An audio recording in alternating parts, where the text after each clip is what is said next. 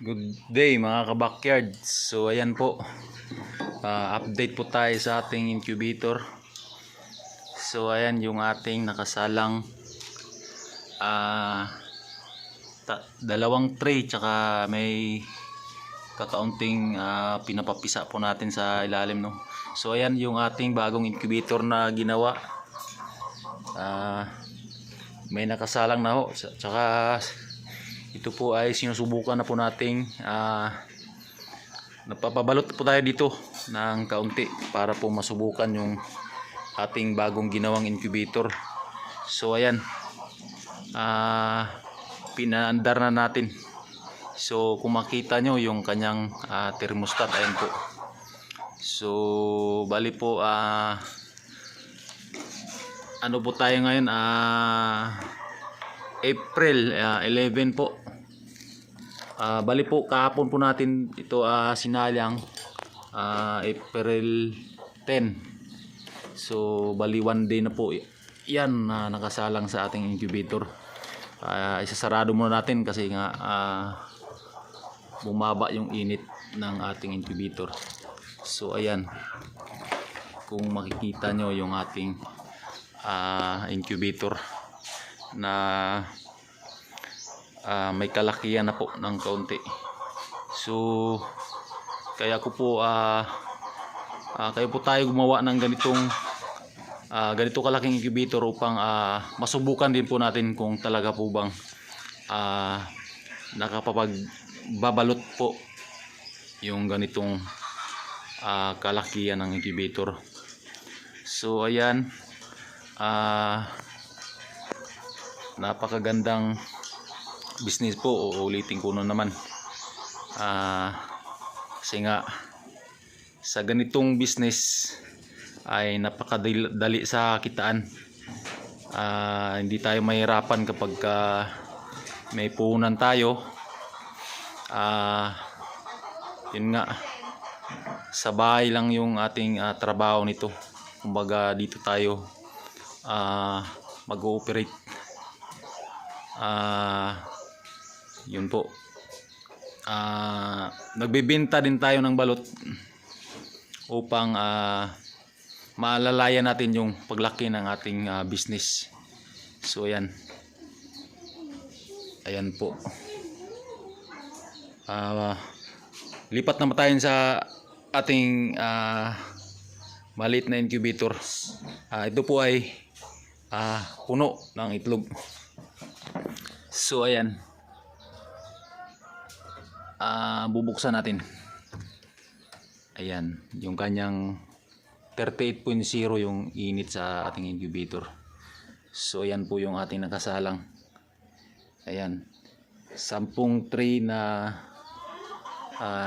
itlog ng itik, no. Yun ang pinababalot natin. So sana po ay tuloy-tuloy yung ating kitaan dito sa ating incubator upang maalayan natin yung ating malaking incubator, no. Dinahandaan natin na palakin upang lumago yung kitaan sa ating incubator. So ayan, sasarado muna natin. Kaya po ako gumawa ng mga incubator po upang magkaroon na talaga tayo ng malakihang business sa ating pagbabalot, upang lumaki yung ating business sa pagbabalot. Maganda kasi yung kitaan, tsaka magaan sa trabaho.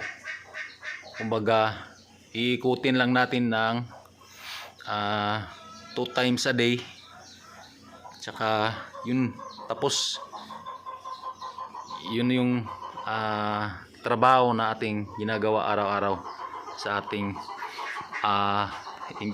balutan. So sa malaki naman nating incubator, ito ay ating pinitesting kung okay ba yung kanyang rate, kung maganda ba sa balutan din itong ating malaking incubator. Balak talaga natin kasi na palakihin yung ating business, no. upang sa ganun ay tuloy-tuloy na yung ating pagbi-business, bulk business. So sana po ay suportahan niyo po yung ating munting channel upang tuloy-tuloy yung ating pagbablog.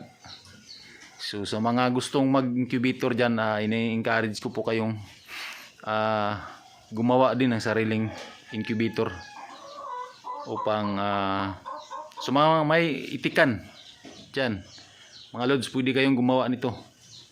Napakasimple lang po. Yung ating materialis na mga ginagamit ay scrap lamang at yun, nagtagumpay din naman. Ayos sa kitaan. Hindi tayo malulugi kapag minamanage natin ng maayos yung ating incubator. Yun po yung may papayo ko po sa gustong gumawa ng gustong magbalot business at gumawa ng sariling incubator.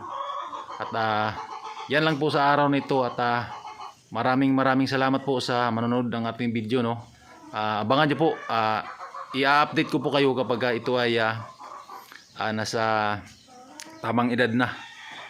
Kung kumbaga i-kakandel natin kung magkakaroon ba siya ng sisiw. So happy farming po sa ating lahat. God bless po. Bye bye.